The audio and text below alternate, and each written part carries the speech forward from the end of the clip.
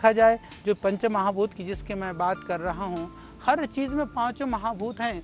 एक वनस्पति से लेकर के, एक पौधे से लेकर के, एक वृक्ष से लेकर के, जड़ से लेकर के चेतन तक के अंदर हर पदार्थ में पांचों महाभूत विद्यमान हैं। तो भी उस पंच महाभूतों से युक्त इस चर अचर जगत के अंदर में भी पदार्थों के अंदर अधिकता के साथ में, यानी पंच महाभूत सब में हैं, पर फिर भी किसी किसी द्रव्य में, किसी किसी पदार्थ में किसी एक महाभूत की प्रधानता होती है। तो इसीलिए हम कह सकते हैं कि इसी प्रधानता के आधार पर ही हम कहते हैं कि ये आकाश महाभूत की प्रधान वाला द्रव्य है, यह आकाशीय वायु जो आकाशीय यानी जो वायु वात द्रव्य वाला आकाशीय द्रव्य वाला द्रव्य है, यह वायु जो महाभूत वाला प्रधानता वाला द्रव्य है। तो इस तरह से ये वायव्य है, तेज वाला अग्नि महाभूत वाला जो द्रव्य है तो उसको आग्नेय कहते हैं। इसी तरह से जल की प्रधानता वाला द्रव्य को हम आप्य कहते हैं। तो पृथ्वी महाभूत की प्रधानता वाला द्रव्य को पार्थिव कहलाते हैं।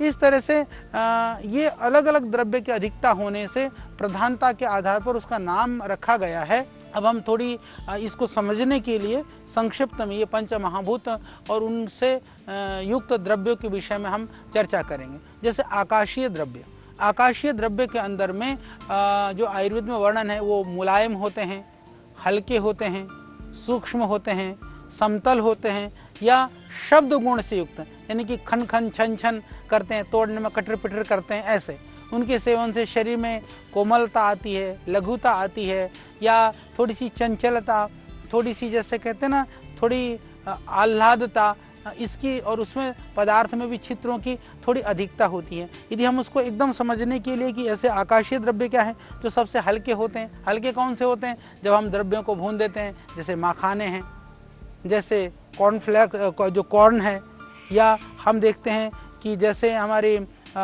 बहुत सारे ऐसे द्रव्य हैं, विशेष करके जो भुने हुए द्रव्य हैं, जो अर्धपक्व द्रव्य हैं, वो सारे जो लघुता लिए होते हैं, जो सौम्यता लिए होते हैं, वो सारे द्रव्य इसके अंतर्गत आते हैं। ये ज़्यादातर जो आकाशीय द्रव्य होते हैं वो ज़्यादातर थोड़े से सतोगुण युक्त भी होते हैं और वो थोड़े से सौम्य द्रव्य भी होते हैं। इसी तरह से दूसरा होता है जो वायु प्रधान द्रव्य, जिसको वायव्य द्रव्य हम कहते हैं। उसके अंदर आप देखेंगे जो थोड़े हल्के भी होते हैं, थोड़े से शीतल ठंडे से होते हैं, रुखे होते हैं, खुरखुरे होते हैं, सूक्ष्म होते हैं, और जिसमें स्पर्श गुण यानी कि जिसमें फीलिंग्स होती है जिसको छूने से, इस तरह के पदार्थ को हम वायव्य द्रव्य कहते हैं। जिसके जैसे कि हम उसको वायव्य द्रव्य में कहें तो वायु कारक जितने भी द्रव्य हैं, जैसे आलू है, या जैसे हमारे कुछ दालें हैं, या कुछ हमारे इस तरह के जो थोड़े से जो भारी और गरिष्ठ चीज़ें हैं, विविध तरह के जो सब्जियां वगैरह, कद्दू आदि भी जो हम सेवन करते हैं, तो ये वायु कारक द्रव्यों के अंदर इनकी गणना होती है। इनके शरीर में से थोड़ा खुरदुरापन, गति, या वायव्य द्रव्य में जो वायु को बढ़ाने वाले द्रव्य के अंदर में जैसे जितने भी जो गरिष्ठ हमारे जो उड़द है, या इस तरह के उड़द के दाल अत्यंत वायु कारक, पर वायु वाले द्रव्य स्फूर्ति भी देते हैं।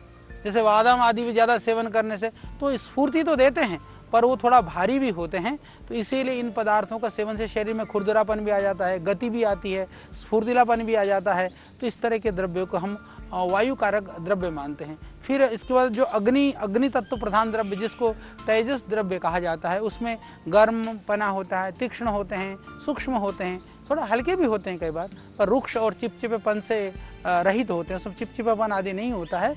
तो ऐसे जो द्रव्य हैं उनको हम वायव्य, इसको हम तेजस द्रव्य कहते हैं। तो तेजस द्रव्य के लिए जैसे हम कह सकते हैं कि जिनके सेवन से शरीर में जलन होती है, चयापचय के अंदर शक्ति बढ़ती है, पाचन शक्ति बढ़ती है, तेज है, चमक है, या वर्ण प्रसाद यानी रंग और निखार आता है, इस तरह के द्रव्य।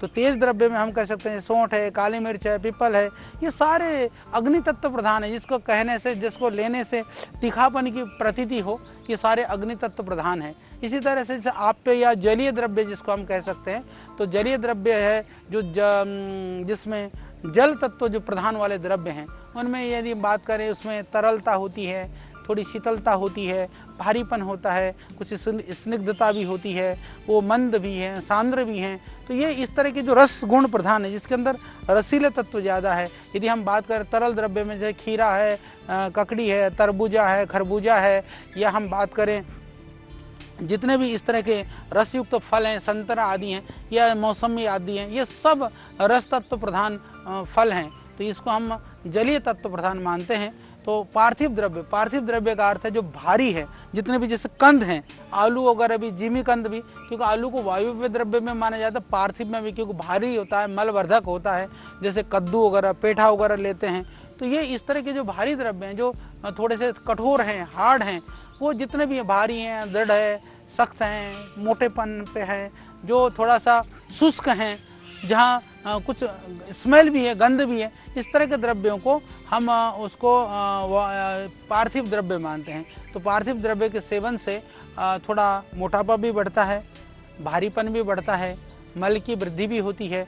इन सब द्रव्यों का इस तरह से वर्गीकरण है। तो आयुर्वेद में जब हम द्रव्यों की गणना करते हैं या आहार के लिए हम चयन करते हैं, तो हमारे शरीर के पंच महाभूतों की स्थिति के आधार पर उनका चयन किया जाता है। ये बड़ी बात है। तो इसको समझिए, मोटे तौर पर मैं ये कहूँ कि जो मोटे हैं तो उसके अंदर समझिए कि वायु और पार्थिव द्रव्य की अधिकता होती है। इसलिए जो मोटापा बढ़ाने वाली जितनी भी चीज़ें, भारी चीज़ें, उनको ना खाएं। जिसको जो है तेजस द्रव्य की, जिसकी एसिडिटी वगैरह, पित्त वगैरह बढ़ा हुआ है, तो समझिए कि उसको तेजस की अधिकता है, तो उस तरह के द्रव्यों से बचें। इसी तरह से जिनको ज़्यादा यूरिन वगैरह होता है, वाटर रिटेंशन है, जब पैरों में सूजन है, तो जलीय द्रव्यों का सेवन थोड़ा कम करें।